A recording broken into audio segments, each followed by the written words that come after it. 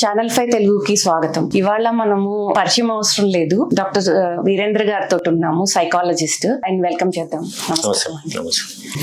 Actually ఇవాళ మీతోటి చాలా విషయాలు మాట్లాడాలనుకుంటున్నాను. లైక్ అసలు పిల్లలకి ఎలాంటి ఇది కావాలి చిన్నప్పటి నుంచి, వాళ్ళని వాళ్ళ అప్బ్రింగింగ్ లో పేరెంట్స్ ది వాళ్ళు ఎంత హెల్దీగా ఉంటే మెంటల్ గా పిల్లల్ని అప్బ్రింగింగ్ లో హెల్దీ కిడ్స్ ని తీసుకురాగలరు. కొంచెం అంటే హెల్దీ ఎన్వైరన్మెంట్ అంటే ఏంటి అనే ఆలోచన చాలా మంది పేరెంట్స్ కి వాళ్ళ ఆలోచనలో ఉంటుంది. కానీ నిజంగా దాన్ని ఎట్లా ఎగ్జిక్యూట్ చేయాలనో వాళ్ళకి తెలియదు. ఏ పేరెంట్ అయినా ఏమనుకుంటారు, I'm the best parent to my kids, I'm giving the best support system to the kids, నా అంత బెస్ట్ పేరెంట్ ఎవరు లేరు, మాకున్న దానిలో బెస్ట్ ఇచ్చేసాం అని మీరు లోయెస్ట్ ఎకనామికల్ స్టేటస్ నుంచి హైయెస్ట్ ఎకనామికల్ స్టేటస్ లో ఉండి సోషల్ గా ఉండి హైలీ క్వాలిఫైడ్ ఉన్న వాళ్ళందరి దగ్గర నుంచి వచ్చే జవాబులు ఇదే. కానీ పేరెంటింగ్ అనేది ఒక యాక్సిడెంటల్ ఈవెంట్ లాగా మనిషి జీవితంలో జరుగుతుంది. అవును. But they never really learned anything. Okay, చాలా మంది ఏమనుకుంటారంటే పేరెంటింగ్ అనేది న్యాచురల్గానే వస్తుంది, దానికి నేర్చుకోవడం ఎందుకు, ట్రైనింగ్ ఎందుకు, మా అమ్మా నాన్నలు మా తాతలు వాళ్ళందరూ నేర్చుకొని ఇస్తే మేము ఇట్లున్నామా అని అంటారు. కానీ మారుతున్న మన జీవన విధానము, టెక్నాలజీ ఇన్ఫ్లుయెన్స్, మనిషి యొక్క ఆస్పిరేషన్స్, సమాజం నిరంతరం ఒత్తిడి చేసే పోటీ, ఇంత ప్రెషర్గా ఉన్న వాతావరణం లోపల డెఫినెట్గా పేరెంట్ తను ఎట్లుండాలి, తను స్పౌజ్ ఎట్లా ఉంటే వాతావరణం చాలా ఆరోగ్యవంతంగా ఉంటుంది, స్వేచ్ఛాయుతంగా ఉంటుంది, పిల్లలు ఆ వాతావరణం లోపల చాలా స్వచ్ఛంగా స్వేచ్ఛగా ఎదగడానికి అవకాశం ఉంటుంది. అలాంటి వాతావరణాన్ని ఎప్పుడైతే పేరెంట్స్ క్రియేట్ చేయడానికి తపన పడతారో అప్పుడు వాళ్ళని తెలియకుండానే ఎక్కడ నేర్చుకోవాలి, నేను ఏం నేర్చుకుంటే నేను ఇంకొంచెం బాగుంటాను, అది వాళ్ళ పిల్లలకు చాలా శక్తినిస్తుందనే ఆలోచన వస్తుంది.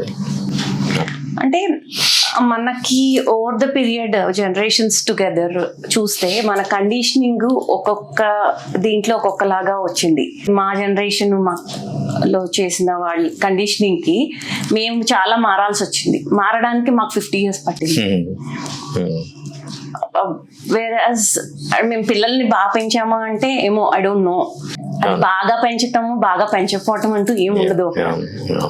So I just wanted to ask you that ఈ కండిషనింగ్ మనము ఇంట్లో ఉన్న సిస్టమ్ని మనము బ్రేక్ చేసిన వాళ్ళము అవ్వటము కరెక్టా, లేకపోతే పేరెంట్స్ని మనం కరెక్ట్గా ఇలా కాదు మీరు చెప్పేది, మా కండిషనింగ్ మీరు సరిగ్గా ఇవ్వట్లేదు అని మనము వాకల్గా ఉండటము కరెక్టేనా కాదా, అది ఎంతవరకు సబబు? ఎందుకంటే మనం పెద్దవాళ్ళని నో చెప్పటము అనేది మనకి ఎప్పుడు ఇంట్లో లేదు, కానీ బట్ మేము బ్రేక్ చేసాం దాన్ని మా పిల్లలు వచ్చేటప్పటికి.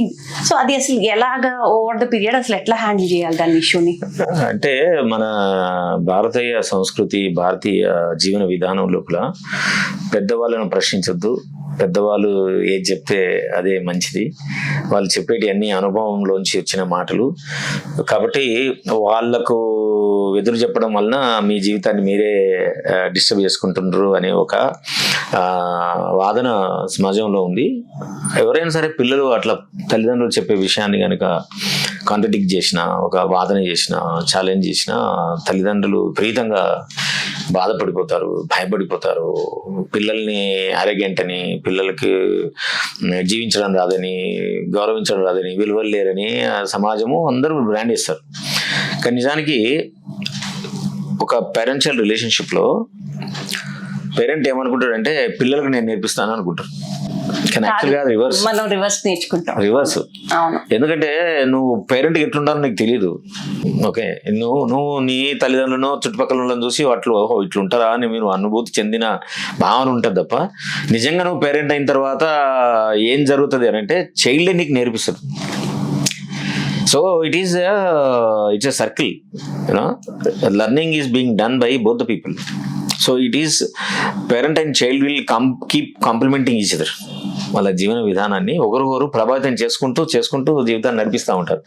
కానీ పేరెంట్ ఎప్పుడు ఒక భ్రమలో ఉంటారు, అంటే నేనే నేర్పిస్తాను అనుకుంటారు.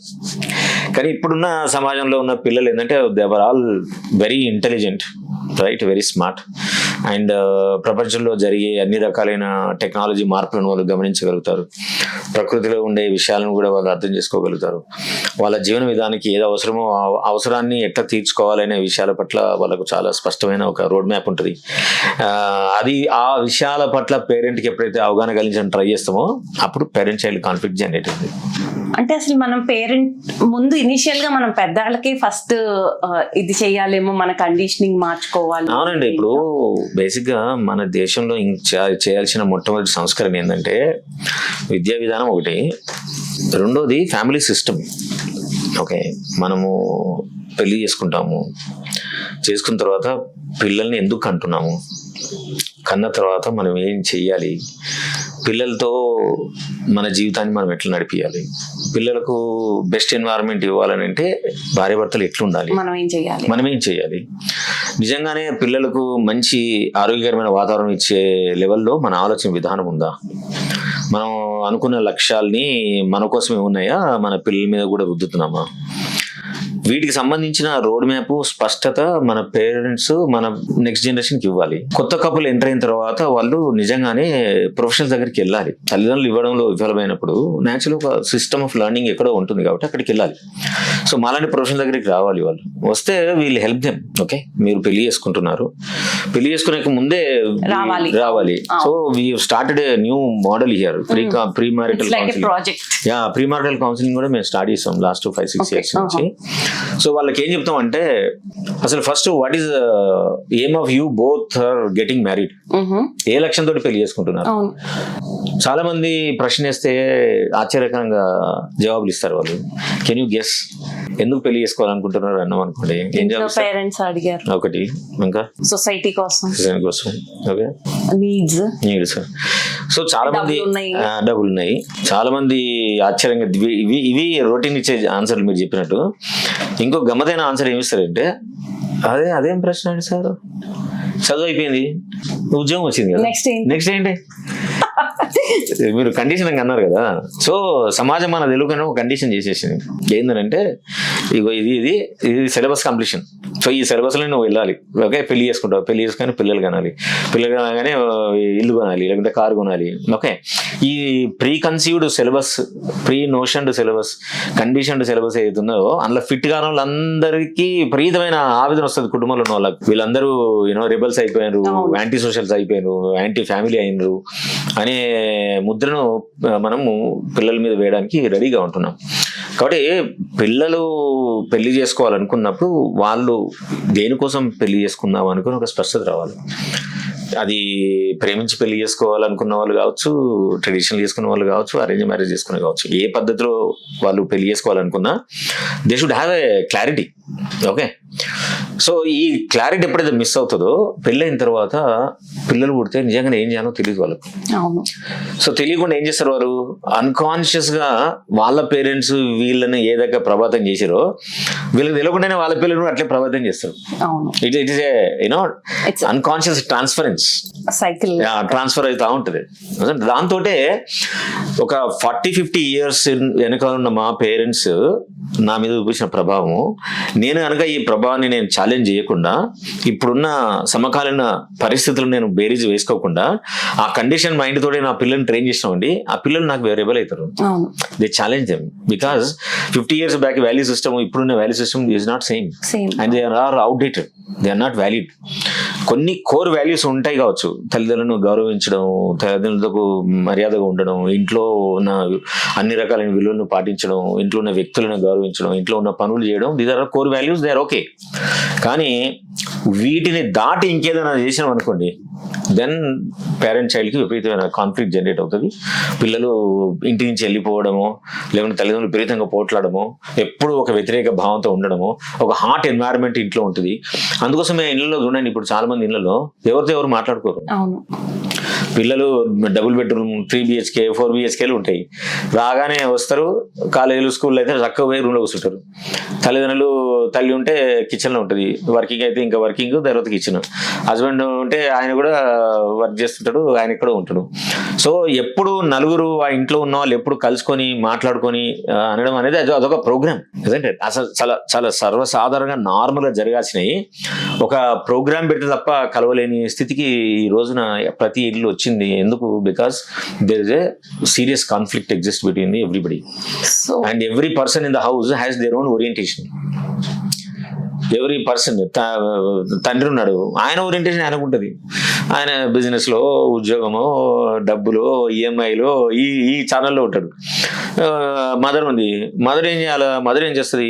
ఇంటిలు చూసుకోవాలా, పిల్లల ఆరోగ్యం చూసుకోవాలా, భోజనం చూసుకోవాలా, ఇంటి పనులు చూసుకోవాలా, వచ్చడం చూసుకోవాలా, గెస్ట్లను చూసుకోవాలా. ఆమె ఓరియంటేషన్ అది. ఇప్పుడు స్టూడెంట్స్ ఉన్నారు, వాళ్ళ ఇంట్లో ఒకరు స్టూడెంట్ ఒక ఉద్యోగం చేస్తున్నారు, మళ్ళీ ఆ ఉద్యోగం కథలు, ఫ్రెండ్స్ స్టూడెంట్స్ సంబంధించిన వాళ్ళ ఫ్రెండ్స్, పార్టీలు, how I'm fitting to the natural setup ఉందా లేదా, టెక్నాలజీ ఎట్లా వాడుతున్నాను, ఓకే, ఈ సెటప్ లో. సో దీంతో ఏమవుతుంది, కామన్ ప్లాట్ఫామ్ అందరికి రూఫ్ ఒకటే కావచ్చు కానీ but everybody have their own channel. So how do we get together?